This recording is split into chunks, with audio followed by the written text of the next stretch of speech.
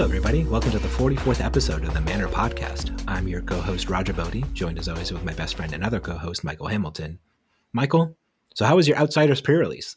Oh, no. So all the pre-releases in the area capped, I'm pretty sure. Maybe one didn't, but basically I was like, I'm probably not going to go to pre-release. I'll leave spots for other people. I know Indie's a growing scene and we didn't get a lot of spots left available to us, basically. And then Friday afternoon, someone posted that there were 4 slots still in a pre-release.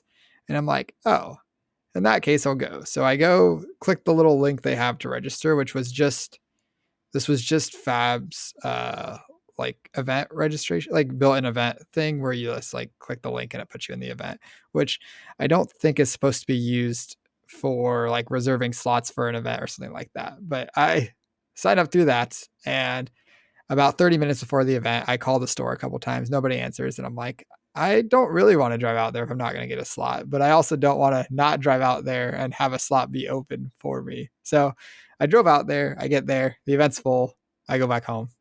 That was my pre-release weekend. Yeah.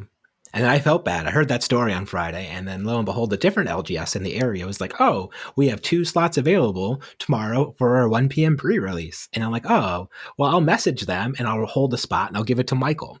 So then I message them. They say, oh, yep, you have a spot tomorrow at our LGS tomorrow at 1. And I'm like, Michael, I saved you a spot. I'm not going to go to this. You can go pre-release in my place if you want. And you're just like, nope, I'm over it. I don't want to pre-release. And I was like, okay. And I was like, oh, so I guess I'll just double pre-release tomorrow, because I would also reserved a spot at a different one, because that LGS specifically was holding spots for people who play regularly at like their armories, like locals and stuff like that, which was really nice. So I knew I was going to get into that one.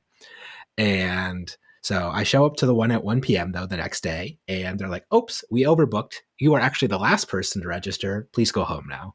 So I then got kicked out of a pre-release and had to just waste a bunch of time until the next one at 5 p.m. So capping pre-releases at 16 people, maybe too few people. Yeah, I think like, I honestly am very hopeful this is just like growing pains, though we had a similar experience with Tales of Aria where I, like a week before the event, I was trying to sign up for pre-releases and I couldn't, because that was like when we were new and I guess I didn't realize how much demand there would be, but like I was looking like a week out and I couldn't get a slot. So yeah, that might have also just been an us thing too, because we live in Indianapolis and that was the weekend before or of Gen Con. So we were inundated with just a lot of people like who just love games in general. So that kind of like filled up a lot of our local spots. So that one was just a bit weird, but I don't think Uprising had pre-releases that I remember. It did. I was in Vegas that weekend though, so I don't know, because I did the world premiere. I think that might have been the same weekend. Fair. Maybe it was. Yeah, I don't know, because I don't really remember what happened with because they had the world premiere in 3 different places. Maybe I just remember the sealed. I don't think there was, because they were just so unconfident in the sealed for Uprising. I feel like that maybe maybe that's just me projecting, but yeah, I don't remember. And then obviously the supplemental sets don't have pre-releases, so it's been a long time since we've had a pre-release, but I guess I would just prefer that maybe they just allocate, just a little extra product to pre-release. Just like, I think I posted on Twitter that just like, you shouldn't blame people who want to put in like play all the pre-releases. Like if like you have locals who are like, yeah, there's 4 pre-releases, but only 16 spots in each one. Like they all want to play in all 4 of them. They should be able to do that. Like anybody who wants to play and support an LGS and go to different stores and like meet new people playing Flesh and Blood who are going to show up to these different stores should be able to do that. So like, it's just, for a time that like is like super exciting, people want to come in and start playing the new product, that should just be a little bit more available, I feel like. And I guess like the other thing to mention is a lot of these stores definitely have space to run more than 16 people pre-releases. They're just like only allowed to run a 16 person pre-release. And maybe LSS could, instead of trying to like be like, we're going to allocate 1 kit for every 16 people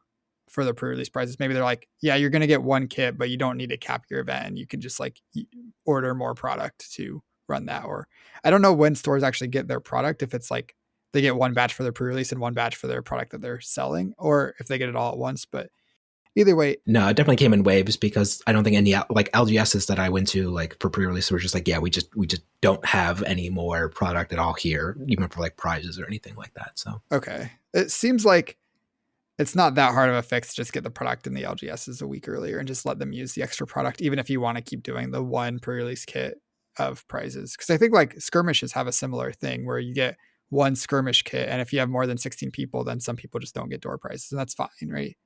That's like yeah, a lot better than absolutely. turning people away, I think. Yeah, that definitely makes a lot more sense. And I think would leave a better taste in people's mouths because especially if you have the extra product and you can give away like pre-release packs as like prizes then like maybe they don't get the promos, but you just prioritize the people who don't get the promos get like an extra pack or something like that. So like I don't know, there's lots of different ways you can do it. And I'm not even advocating for some like I see some people saying like oh they should print like special pre-release packs like Magic did like for people who didn't play Magic the Gathering for pre-releases like you actually got like super special pre-release kits that came in like these special bundles and packaging and like had 6 packs and then you got a special unique pre-release promo card and stuff like that and like LSS doesn't need to go that far. Like that's obviously a lot of extra cost in printing and distribution, and like it just adds a whole nother layer of like cost to the game at that point. But I think just allocating extra product early would just make for a better pre-release experience. And especially as Flesh and Blood keeps growing, like more and more people are going to want to get in at these like pre-release entry points. And it just makes sense to like just uncap them and let anybody who wants to show up and play the great game of Flesh and Blood and the Flesh and Blood play it. Yeah, definitely makes a lot of sense. And I know, like, personally, I have some friends that have been getting into the game pretty casually, and I'm like, I think they would enjoy a pre-release experience, but I don't know if they would be prepared to book it 2 weeks in advance to make sure they get a spot or have to deal with that. Right. So, yeah, I I think if it's at all feasible for them to have pre-releases that do not cap, then they should do that. And it doesn't seem like it's too big of a stretch to that point. Mm-hmm. Well, that being said, are you ready to talking about Outsiders Limited? Kind of. I have one whole draft under my belt, so Same. I'm excited to give my expert insight on the draft format now that I've got so much experience. Yeah, I have a draft and a sealed, so you know I'll be double the expert that you are, basically. I think. Okay. So, I guess what are your initial thoughts on the format in general? It's sweet. Yeah. I love it. Like it's everything I've wanted in a Flesh and Blood limited format since Falconry, that's for sure. So like so far it has not disappointed on like its level of quality, that's for sure. But what about you? Yeah, I think it's pretty cool. I played Azalea in my first draft, and I lost a game where I think I could have won if I played better, and I won a game where my opponent probably could have won if they played better. So that's like a pretty good sign on the format where like your play decisions are mattering a lot, which is just generally how Flesh and Blood goes. But yeah, and Yeah. Azalea felt like pretty complex. There was some pretty complicated lines, and like tracking the reds that you like Azalea to the bottom of your deck so that when you get to second cycle you can re-Azalea into them is like also a pretty like I don't know, it's a pretty deep format, and it's not something that we get in a lot of limited formats where like you're going that deep with second cycle stuff. And I like that. Yeah. I went 3-1 at my pre-release. You know, everybody on Twitter was like, "Yeah, I easily 4-0'd and never lose a game of Flesh and Blood in my life." But I did with I had a very good Azalea sealed pool actually. Like I just had 2 red infecting shots, lots of Spire sniping. So when you look at the top 2 cards to help you uh, make sure you're hitting good cards with Azalea's ability and just lots of good pumps. I had 3 infect with blood rot in my pool somehow. It was just a very good Azalea pool. But even with like all that amazing quality of cards and stuff like that, I punted. Like I just missequenced like my turn by not by firing by leading with the Seek Horizon, putting a card on top, and I was like, oh, I can Azalea into this.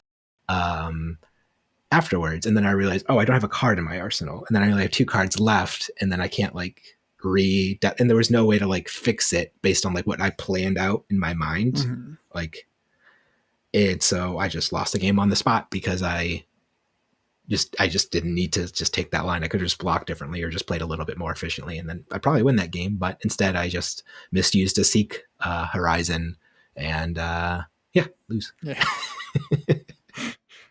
Yeah.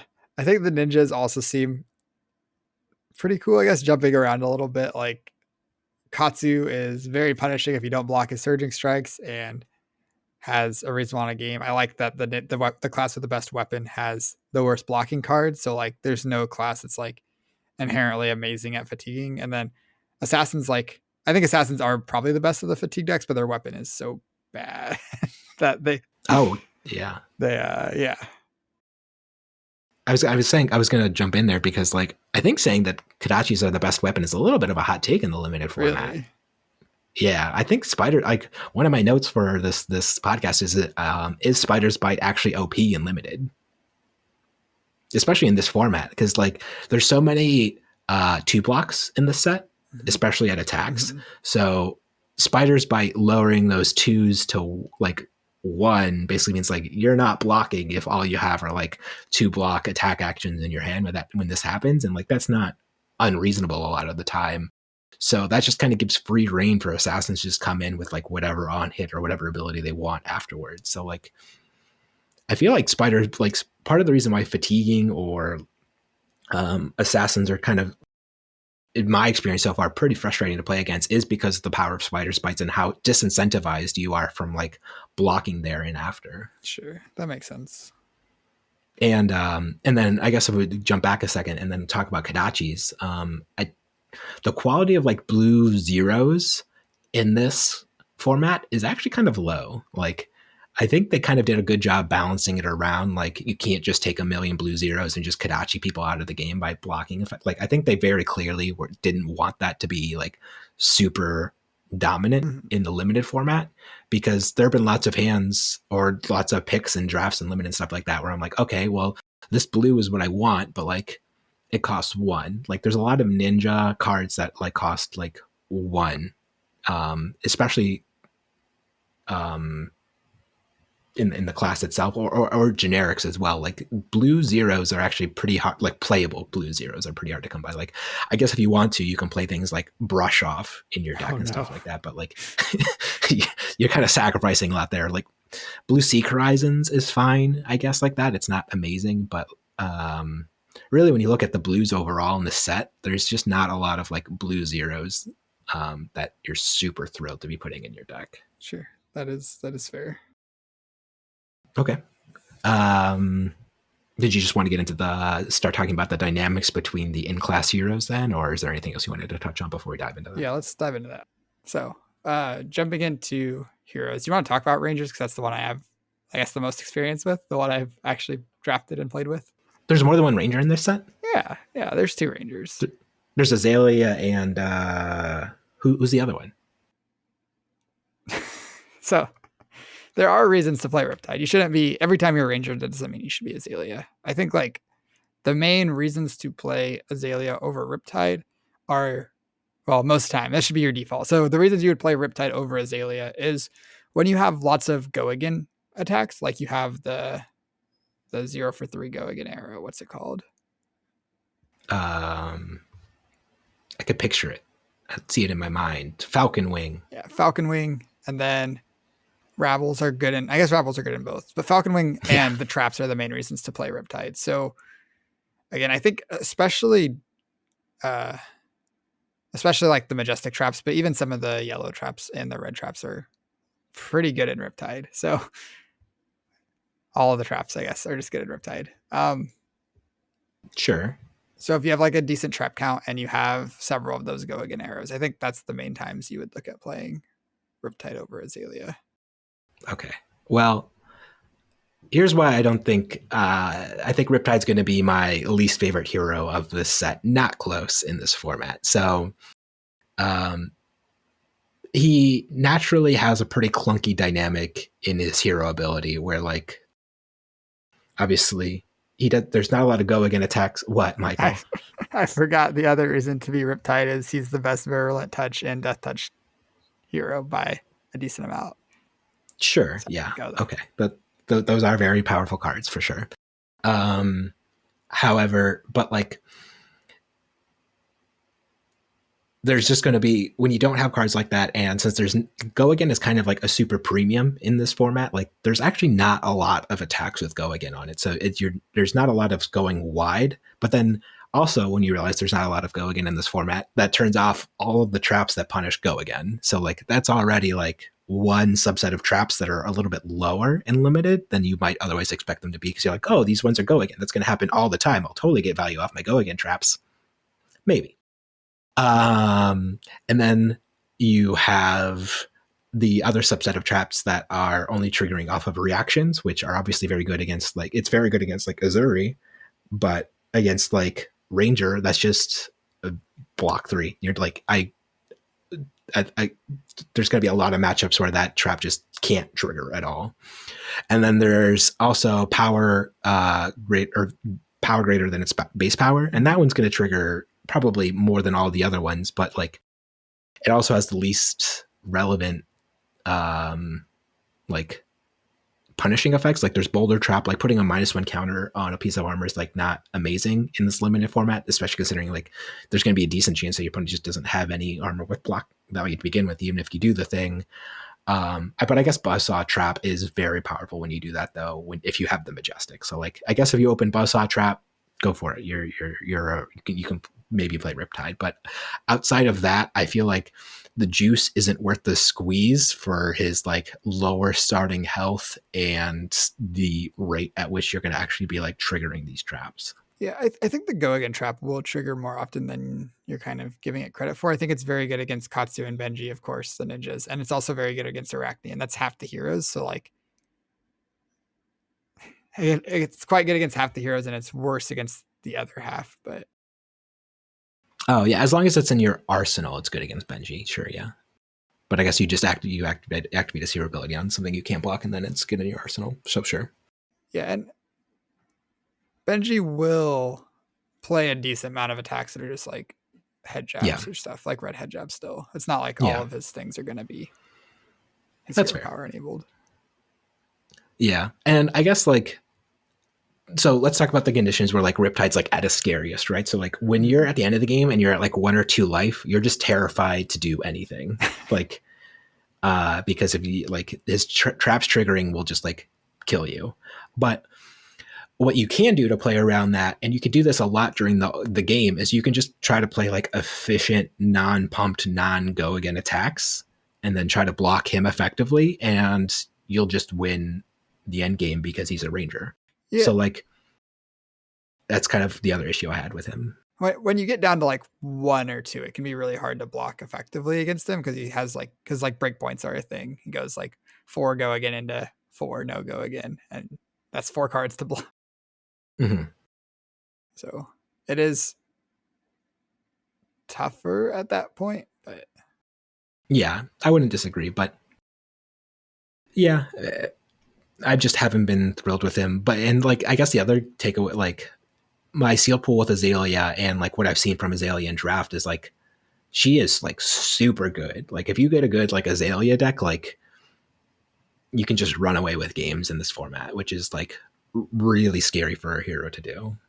yeah, the blood rot cards are like constructed power level cards, both the infecting shot and the lace with blood rot, and then Mm, the what's the frailty ones? They give -1 to arsenal and weapons. yeah, Those are Aren't, extremely good in this limited format. So because of that, Azalea just has a lot of really good things. And then like combining dominate with inertia tokens can also definitely leave your opponent not able to use their whole hand and mm, just like lose a card to an inertia token too. So like all 3 tokens are very powerful in the limited format. yeah. Like I think even in my sealed, right? So like my opponent was at 11, and I just dominated like a 9 powered arrow with a blood rot token. I dominated like a red infecting shot with a lace with blood rot on it, and they just died. Like the game was just over. Like they were at 11. It's like, okay, cool.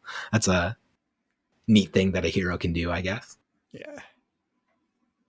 So So yeah, I definitely think Azalea has probably the highest ceiling out of any hero in the format. Would you agree with that?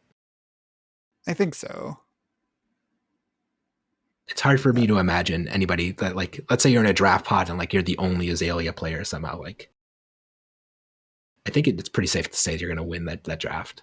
Yeah, the lace cycle is so strong, and the fact that like, yes, Riptide will play the lace cards, but and he'll still pick them pretty early because they're just like really good cards. But they really shine in Azalea where you're like giving them dominate at a pretty consistent, maybe not super consistent, but like a reasonable amount of the time you're giving your big arrows dominate with these lace effects, and that's just like very backbreaking. Yeah, or even any of the shots, but by themselves that at red at common, like 5 or 6 dominate is still like a pretty good. And like you're like 6, how are you getting 6? Well, you're going to be playing Azalea's Quiver to give them an aim counter, so they're going to be coming in for 6 dominate plus their obviously token. So like that's Yeah, pretty easy to get like 8 value at least out of like either infecting or the one that gives a frailty. Sedation shot, giving them an inertia token. It's hard to know how much extra value you're going to get off of that. But the other 2 red arrows are like premium effects that like you should be taking pretty early in draft, I feel like. yeah, and I think inertia tokens are still very strong because a lot of the time in this format, heroes aren't great at using 4 card hands. A lot of hands they really want to block with 2 cards, block with 3 cards, maybe even, or block with 2 cards, play a card arsenal card, or something like that. And the inertia token can really like it's just going to eat a full card a lot higher of the time, a lot higher percent of the time than you would think it would when you're giving your weapon dominate or your attack Mhm. dominate. Yeah, absolutely. But that being said, I feel like an overdrafted Azalea pod could lead to really bad Azalea decks. So like uh if like you're starting to come in with like yellow dominates, yellow for 5s, they're okay. But like I imagine even those are going to get scooped up pretty early, and then the quality of a lot of the other arrows kind of drops down pretty quickly. Like Widowmaker is fine, but there's a good amount of ways to like get around its like plus effect. Spire sniping, I don't think it's an effect you want a lot of. The radon, it's fine at its base, but like it's really more of a setup kind in my mind. Like I think I'm most excited for like Spire Sniping Blue, because that way if you need to pitch, block, or use it as a setup card, it fills all 3 of those roles really well. Whereas it does that pitch role obviously worse at the other 2 colors. And Skybound Shot's just kind of whatever. It's just like damage. Yeah, that's one other thing I noticed about Azalea too is when drafting her, I think I overvalued blues. You don't actually need that high of a blue count. Mm. If unless your pumps are like come to fight, then yellows usually can do the full thing for you where you're like activating Azalea and then you're paying 1 for your aim counter and then 1 to shoot the arrow. So if you just like end your turn on an arsenal, you don't need a blue for your full turn to work unless your pumps come to fight. If your pumps are just 0 costs, then you're clear. Yeah. I have generics much further down on my list, but you said come to fight. And that's just a windmill slam every pack one, pick one, right? Almost like that card's insanely good. And let me tell you why. Like here's my case for how good come to fight is. Come to fight is a non-attack action that blocks for 3. So it gets around Spider's Bite. So every time your opponent swings in your Spider's Bite, you get to confidently block with your come to fight if that's what you want to for 3. Feels really good. And then there's a lot of turn cycles in all the heroes where you'll end with like 1 floating resource basically. And come to fight slots in very cleanly in that 1 floating resource to force through an on hit. So like there's a good amount of good generics in the set, and we can talk about that when we actually get to like the actual generics. But come to fight's just like the all-star premium cream of the crop generic in my mind at this point in time. Yeah, that makes sense. And I think it being a block 3 means it's great against ninjas, great anytime you want to block. And the fact that like I was saying earlier, it can be really hard for heroes to spend a 4 card hand or even a 3 card hand if they don't have a good opportunity to block with their cards. Having just a card that you can spend 1 resource on a card for 3 damage does a lot to help you effectively spend your hands Mm, or for your sure. cards in hand. Okay. So now we've touched on the Rangers. Which class do you want to move on to next? Let's talk about ninjas. So Katsu versus Benji. When I guess when you have a ninja deck, I think in my mind, the biggest reason to play Katsu is when you have a lot of the surging strike line pieces, Yeah, I would agree. because that's the by far the most powerful combo line in the format. So um, if you have multiple reds surging, if you have any red, if you have red whelming or not whelming, descendant gust wave, and you have any bonds of ancestry, that's when you should really be looking to play Katsu, I think. And then the rest of the time, is it just should it just always be Benji if you don't have a strong surging line? Yeah, so I guess let's talk into like the chef's kiss of limited design that is the ninja design in this limited format, because it's so clean between what these two ninjas want and their two different play styles. Like Benji, like when you're drafting Benji, every time you see like a yellow 2 power card, you're so excited. You're like, oh, get in my deck, please. And every time you're Katsu, you're like, nah, I don't want that card at all. And basically you nailed it on that, hit the nail on the head there by saying like Katsu really is incentivized to focus on the surging strike line, and Benji is really incentivized that I feel like to go with the head jab line, both because the yellow and blue head jabs work so well in his deck as an attack or pitching Kadachis, and uh, the yellow and blue payoffs for all the head jabs block for 3. They both block for 3. I know 1-2 punch does for sure. Yeah, they Uh, both block for 3. and recoil does as well. So like they both block for 3, and they're both giving you the extra bonus after they hit. So 1-2 punch at yellow, if, as long as it's not pumped, is going to be just like a yellow. Oh, it's awkward because like if your head jab's the previous link and you come with the yellow head jab and it hits, you're disincentivized to then attack with yellow 1-2 punch, because then it would be pumped to 3, which is awkward. But blue 1-2 punch would then basically be like a blue that comes in for 4 damage at that point, because it's going to come in for its base 1, get pumped to 2, and then deal an extra 2 damage with its on hit after a head jab. And like that's really powerful for your yellows and blues to be able to like push through those kinds of effects.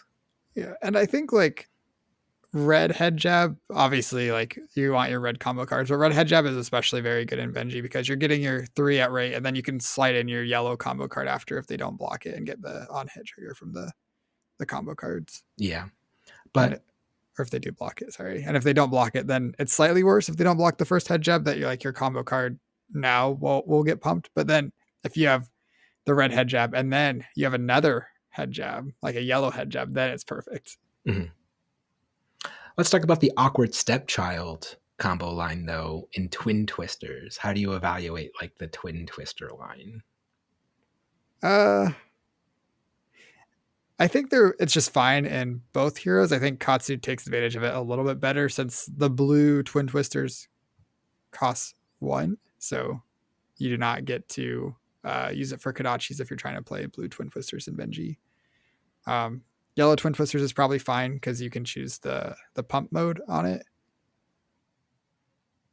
Yeah, yellow Twin Twisters and Benji is fine. It's a back heel kick, because then back heel kick would come in for 1 from the Twin Twisters and then 1 from its combo. So it'd be a 0 for 5 at red, which is pretty good. Mm-hmm. The leg tap that follows up off itself and off Twin Twisters seems very good. Yeah, spinning heel kick. Yeah, spinning heel kick. I think that card is a card that you probably just want as many copies of because leg tap is a pretty good card in the format. It works well with Benji's ability where like if you play your spinning heel kick, are they really blocking for 4 to turn off your quote Ira ability?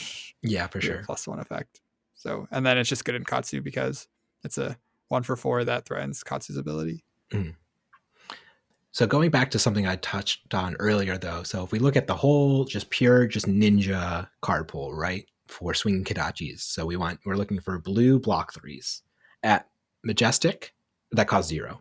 At Majestic, we have Dishonor. That's it. Concealed Blade. That's a dual class. Oh, sure.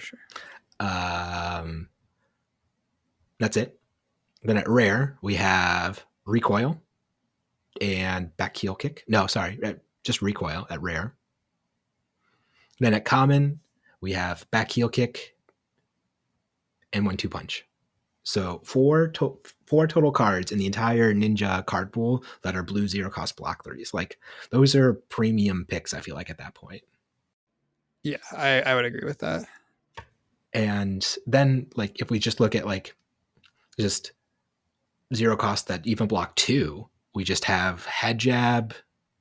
We just have head jab, which is crazy. Like so many of these blue effects in Ninja cost 1 or 2 now, and like this is kind of what I was alluding to earlier when I was saying like it's harder to get the full Kadachi value than it might otherwise have been in like a set like Welcome to Wraith.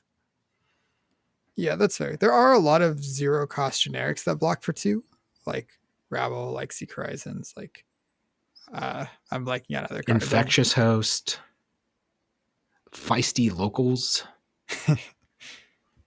and Scout the Periphery and Brush Off. But like all those are pretty like bad cards to put in your deck. Aside from like Infectious Host might be okay.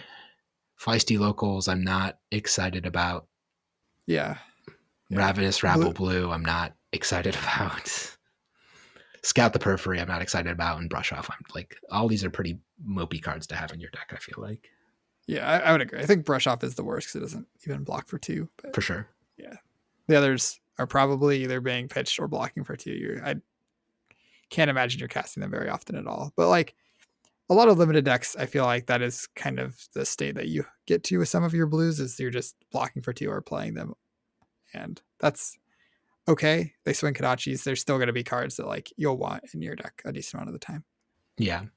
And then at rare, or then at Majestic in the dual class, you have both Knives Out and Concealed Blade, and Stab Wound. So like all the dual class Majestics are like very good for both of them because they're blue block threes that have pretty good effects when like when you do the thing.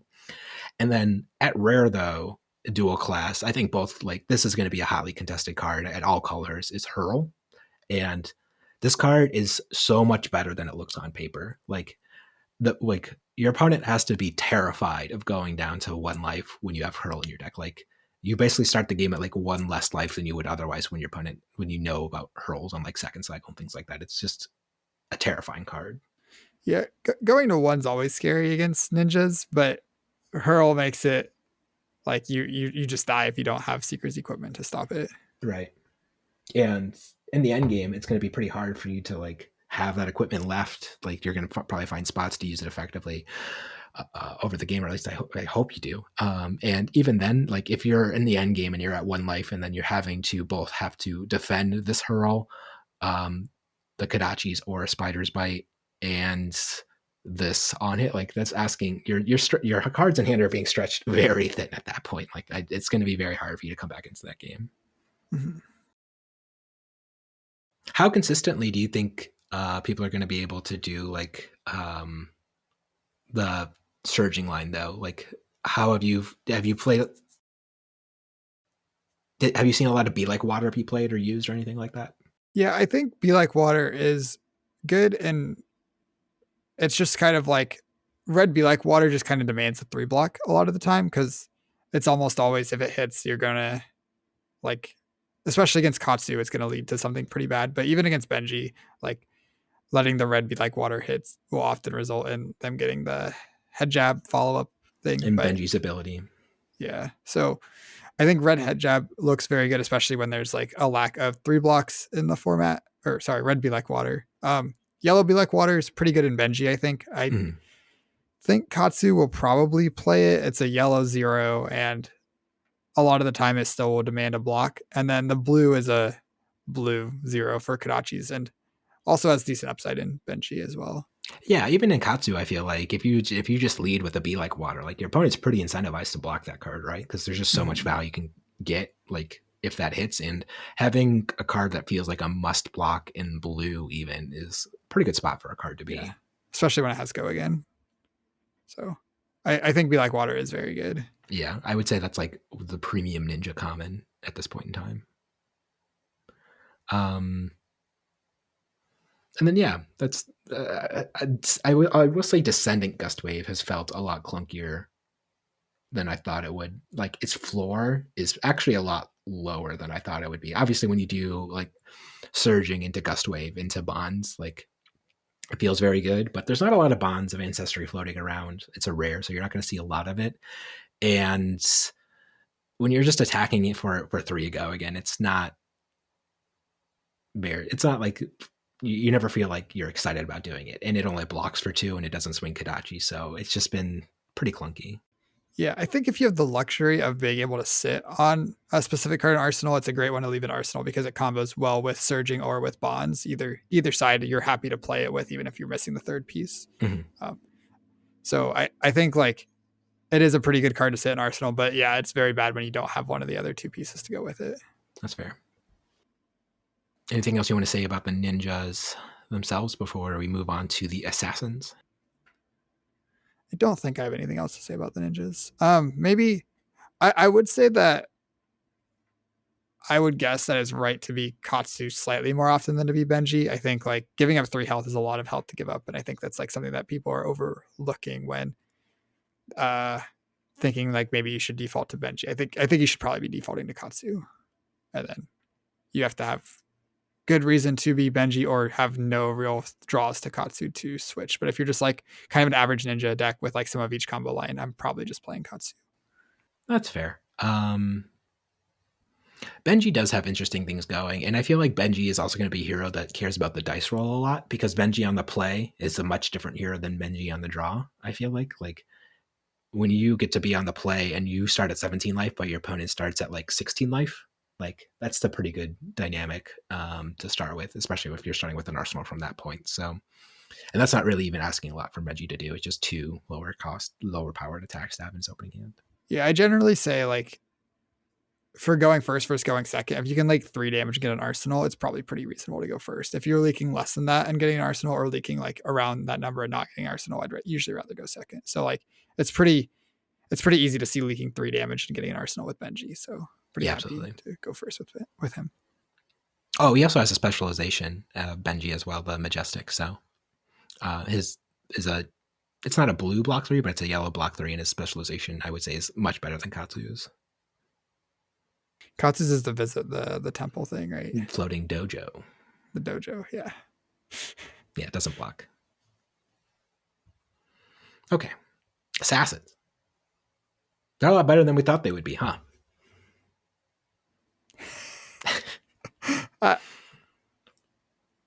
Not constructed. not constructed, but in limited, I think they're just the best all around class, right? Like they have, I guess maybe I should rephrase that. I think they have the highest floor out of all three classes. Like, would you agree with that sentiment? Yeah, I think the fact that they have so many cards that just block for 3 and they are very consistently able to use their whole hand, like they can pitch cards. They can't use the whole hand efficiently, but they can pitch cards to Spider's Bite. And then if you're playing Arachne, you have Go Again on your stealth card, so you can like play a stealth card into something else. And with Uzuri, you can still swing Spider's Bites. And Yeah. you can play a lot of the 2 costs with still a low blue count. I think Assassins just like feel like kind of the mid-range, slightly disruptive deck that like can threaten to fatigue you, they can threaten to race you, they can threaten to block. They just kind of feel like they're in the middle doing whatever they kind of need to be doing. Yeah, and they also have the widest card pool, right? Because they have both their own base class, and then they have the split class both between Ranger Assassin and Ninja Assassin. So they have just like the most cards available to them out of anybody, right?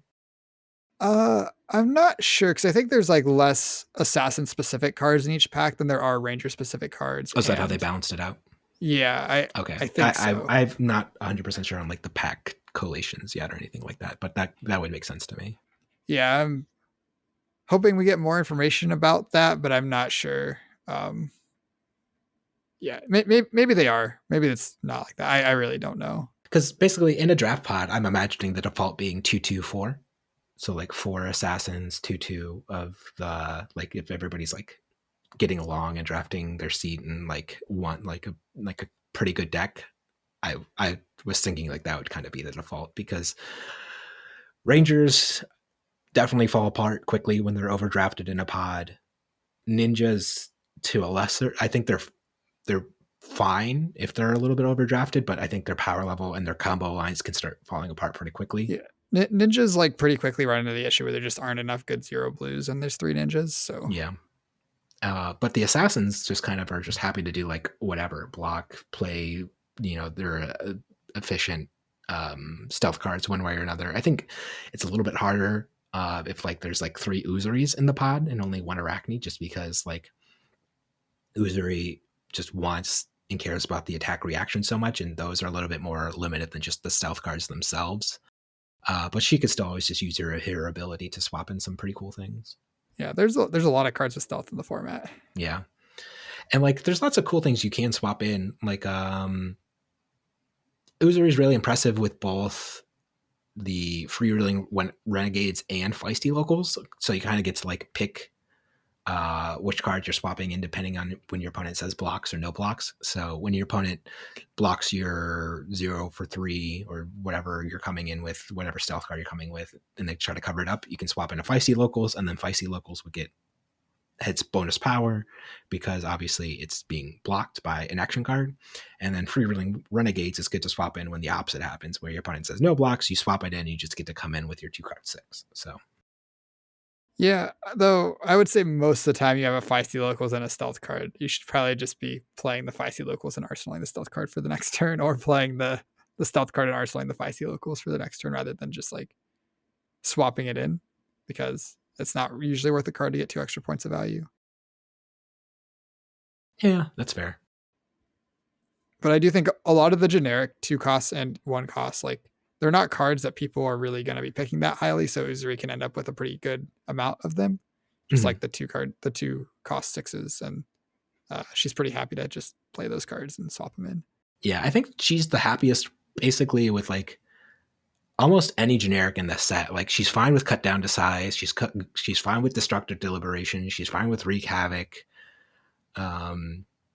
Like all these like common mopey generic attacks. Spring load. Like I feel like Uzuri is the hero that's like the happiest to be playing these cards.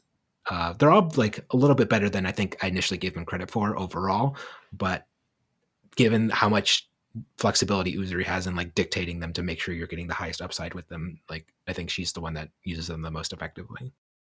Yeah, I would agree with that. And that kind of takes away from like in sealed, I think everybody was expecting to just be like Arachne as the default, because Arachne just gets to have the go again off the stealth card, so you just get to utilize your cards a little bit more effectively. But when you have more of these like premium generic effects, Uzuri's does start to become a little bit more appealing in that sense. Yeah, and I think like when you want to play Arachne, it's because I think you need to have a lot of like the premium red stealth cards with like on hits. And you also probably want at least a couple of the pump spells to pump up these stealth cards. So you attack with your stealth card, you have 2 cards in hand. It's not like face up that you're pumping this. It could be a pump for this, or it could be you're going to play another thing afterwards. So yeah, absolutely. It's pretty hard for them to overblock the first one to play around the pump when you could just play another attack afterwards. And that's where a lot of Arachne's power is that these pump spells are going to get through a lot of the time. I would agree with that.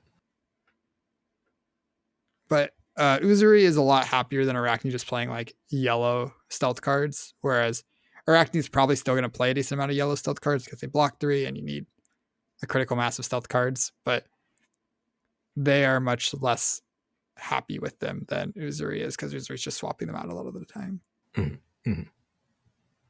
Okay. Do you want to move on to equipment or anything else on assassins then? We can move on to equipment. Okay. Sorry. Go ahead. Assassin. So do you think that there is one assassin that you should be playing more often than the other?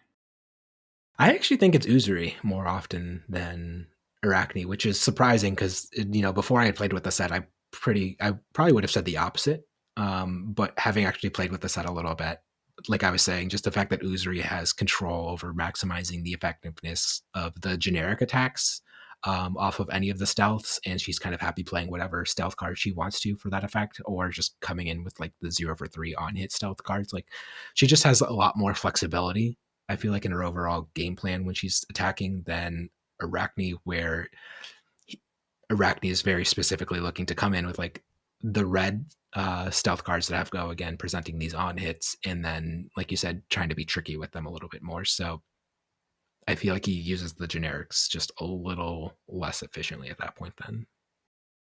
Yeah, that makes sense to me. They do use generics worse, I think. Mm, Okay. And they also are missing one health, so it's not free to just be down a health at the start of the game. That's like a third of a card that you're giving up. And if your heroes are pretty comparable and you're down a health, then you should probably be playing the hero with one more health. agreed. Um, so how do you feel about the Seeker's equipment? So I think they're okay. And Azalea specifically, I found them quite nice that you can like pitch a blue, use a Seeker's equipment, use another or use two Seeker's equipment and load an arrow, and the next turn you scryed whatever arrow to the top, and you can activate Azalea to do that. I think that is probably where they're at their best. I think otherwise, it seems like you really either want what's the 2 cost card called that prevents a thing and prevents damage and gives you a ponder token? Peace of Mind. Peace of Mind, yeah. I think you really want like Peace of Mind to go with them, or you just want 3 Seekers equipment so that you can pitch a blue and activate 3 Seekers equipment and get pretty good value out of your blue where you're getting 3 resources and you're getting to opt a little bit. That opt usually won't matter unless you're Azalea, but it is relevant. Rabble also is a card that cares about what's on top of your deck. So I think they're fine. They're definitely not as strong as the Quell pieces. They're not as strong as anything that's been stronger than the Quell pieces, in my opinion. I feel like they're the best in Ranger, because Ranger, if you have two, you can still activate Barbed Castaway. If you don't have an arsenal yet, you can then put something in your arsenal. And if you do have an arrow in your arsenal, you can turn it face up to give it an aim counter. So the fact that they have a weapon that they can activate at instant speed does lead them some more flexibility. And then a deck like Azalea, when she does something like that, she cares about the opt on it a lot then to make sure that she could be swapping into some kind of powerful arrow to dominate into. And to that effect, like, I think there's even times in Azalea where you will just activate these, just pay a resource just to opt. Like, I could definitely see worlds where you're just like, don't even care about the damage mitigation. You just care about trying to put something very threatening on into your arsenal that turn, especially if you have like a good amount of pumps already. And that's why I feel like they're the most effective in Ranger. If you don't, they're better than nothing in all the other classes most of the time, but I think they really, really shine in Ranger. Yeah, I think they're definitely worse than Riptide than I would Azalea. agree. I would agree. Yeah. I think in Azalea they shine a lot, and then I don't think you should like your plan going into it shouldn't be to opt on your turn. Like that's not why you're putting the cards in your deck, but like it is right to do that some percentage of the time. Mm, yeah. And then moving on to like the other generic pieces, they all kind of fill different niches for different heroes. I feel like Silken Gi is not the best in a lot of decks, but it's actually pretty good in Benji because the -1 effect can actually be a bonus, weirdly, where you can force through an attack that would otherwise be blockable to be non-blockable while getting your resource. So that's interesting in Benji specifically. Threadbare Tunic, I feel like, is going to be the best in Rangers and Assassins, with Rangers looking to maybe play a bunch of pumps with a 1-cost arrow in their arsenal. They're out of resources, and then they could activate Threadbare Tunic to still fire their 1-cost arrow after they played all their pumps from their hand, or Assassins being able to activate attack reactions while they don't have any cards in their hand. So I think those two classes kind of want this more than ninjas. But I think any class is going to would still, like I said, have this over nothing. Yeah, and I think they'd also play it over the Seeker's equipment too. Mm-hmm. Fisticuffs, meh. 2 resources for 1 damage. Like, that's all about The fisticuffs is good in the sense that like it always has the threat of activation, so it's something your opponent always has to like plan around and think about. And obviously, you really don't want to just be paying 2 resources for 1 damage. You want to be using these to try to push through some kind of on hit effect, right? Yeah, definitely. On hits can make it worthwhile to spend 2 resources for 1 damage, and an on hit, if the on hit's worth at least 1 damage, then you're spending 2 resources. And your gloves, it's not no cost for 2 damage worth of value. It's fine. Especially in Hmm. like a format where it can be hard to turn your worst card into 2 points of damage, then turning like an extra yellow or an extra blue into this 1 damage plus the on hit is pretty worthwhile, I think. Yeah. And then talk to me about Fleetfoot sandals. Where do I want these? Uh so the best use case I could think of for them is blue sneak attack, where you can play blue sneak attack in your Arachne deck and then just play blue sneak attack, use the shoes on it. It's coming in for 5 and do something else. So 2 resources and a card for 5 damage on your blue is a pretty good rate. And also lets you spend a 4+ card hand because you're spending a card and 2 resources for something with go again. So that's kind of where I landed on it. I don't think they're very good though. No, I would agree. I think they're pretty niche, and it's still better than having nothing, but not by much. I imagine a lot of games ending with these just looking very pretty in your boot slot and your equipment. Yeah, I guess they're also Uzuri probably is pretty happy with them when she plays her 1 power stealth card that you if you block it with a card, she can just use her sandals and play something else instead of swapping a card in. But still not amazing. Yeah, that sounds pretty niche. and maybe maybe there's some line with Benji where you're playing your blue combo finisher for your head jab line, and then you sandals it and do something else too. So there's a few spots where it's not the I guess worst, with but blue recoil, so like let's say your opponent's at like some kind of low life total, you blue recoil, you get their last card out of their hand because they blocked earlier on the chain, and then you give that go again and come in with some other bigger attack. That could be a thing. mhm. Yeah, there are a few spots to use it. I think the Rangers really don't have a way to use it because they're never going to play an attack with 1 power unless things went horribly wrong.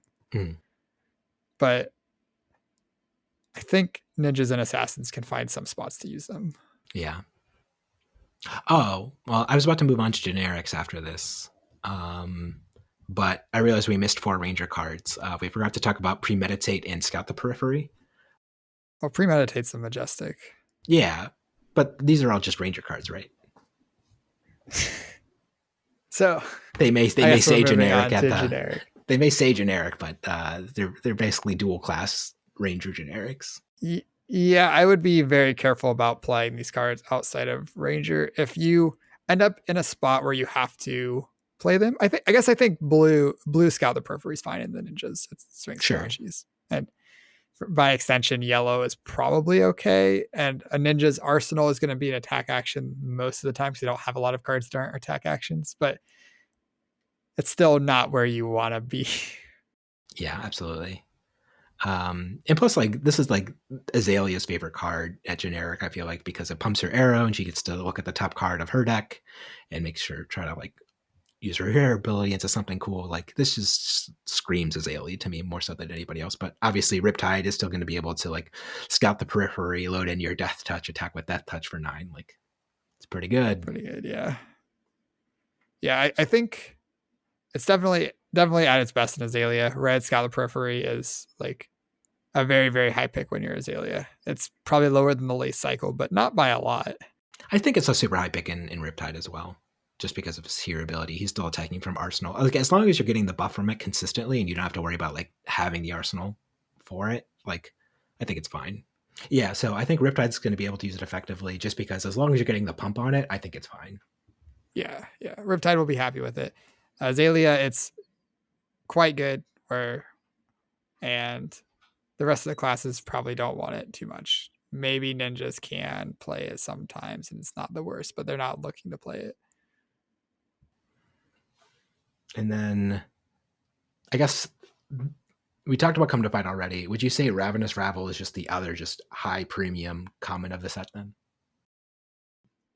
I think Ravenous Rabble is worse than I thought it was. It's like another card that can get value out of the Seeker's equipment, but like limited decks are going to have a lot of yellows in them. They're going to have some blues in them. You have to have blues to pay for your cards. And in that case, Ravenous Rabble sometimes is a two with go again, sometimes a 3 with go again. Its average is probably like a little bit above a 3 go again, so it's still quite good. And then you also get the utility out of Azalea where you can see your top card before you decide what to do with Azalea. You get some utility out of Riptide where you can load something because you played a card from hand. And Katsu's obviously pretty happy to play it too because it's 0 and it can help enable lines where you can lead with Rabble and then do your combo line. And you have one more thing they have to block if they want to stop you from. Benji can make this unblockable if he plays it and then it goes below 2 power, right? So even when you attack with red, if you make it shrink, like you're not like as unhappy as you might otherwise be because it might shrink itself low enough that it becomes unblockable. Yeah, that's fair. So yeah, I think it's just a good card. Yeah, I think it's really just the assassins that aren't thrilled to be playing it, but like I still think it like makes the cut in a lot of decks. Yeah, I agree. It's good. And then Seek Horizon. We've talked that there's not a lot of go again in this set.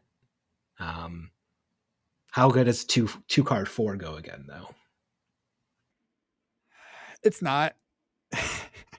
That's not what you want to be doing, but especially in the assassins. But in general, like if you block with 3 blocks and then you play a Seek Horizon, or you block with 2 3 blocks, play a Seek Horizon and Arsenal your last card, that's not a bad turn cycle. That's a turn cycle that you can be like reasonably happy with, where you're getting your 4 points of value out of a card plus your action point, and then if you're converting 2 other cards to just blocking, that's like fine. This format it's not nearly as strong as Uprising or even Aria was, where the heroes are doing broken things. I think these heroes are all like, I think Azalea at her ceiling is the closest to doing broken things, and like sometimes the assassins can cheat these blood rot tokens, and sometimes Katsu can have like a nuts bonds turn. But for the most part, this format is much more on rate than we've seen from past limited formats. There's no Dunebreaker Senpai into Evermaw Senpai off of blue 3-card 13. Yeah. So Briar isn't presenting 20 damage on turn 1 and half of it's unblockable because it's on arcane. Yeah. So I guess all this to say, if you get the opportunity to block with a couple cards and play Seek Horizon, I'm not unhappy with that. That's a pretty solid turn cycle. So yeah, absolutely, it's fine. It lets you use 4-card hands. I wouldn't pick it super highly, but it's fine. This has the upside of putting some good arrow in your hand for Azalea on top and then Azaleaing into it. There's lots of Azalea support in this deck to make sure she can do her thing consistently. I think that's kind of a running theme we've been coming into. Yeah, I did not get a draft Arcane Rising. I think I still never drafted Arcane Rising, but I don't know if Arcane Rising had as much Azalea support as this set did. It had Ravenous Rabble. Mm-hmm. Had Fate Foreseen. Fate Foreseen's pretty good. Yeah, that's true. I don't know. Maybe we'll have to draft some Arcane Rising sometime. Yeah, because I guess after playing Azalea in this set format, I'm like, man, she's sweet. Well, any other final thoughts about Uprising Limited other than Azalea Sweet before we wrap things up? I think I'm just very excited to get into exploring this format some more. I've been doing a lot of constructed testing for Chicago, the Min-Max Realm Games tournament, and I'm very excited to shift my focus towards limited. This format seems fun. It seems a lot deeper, not deeper, but a lot lower powered than previous formats, which is very exciting and probably means, I guess I've already seen reasonably longer games. Yeah. Pitch stacking and second cycle. It all matters. What a world. Cool. Okay. Well, thanks for watching, everybody. Always appreciate all the support. Thank you to all of our patrons out there very much. And the next time you're drafting Outsiders or playing Sealed and Outsiders, always remember, mind your manners. Thanks for watching.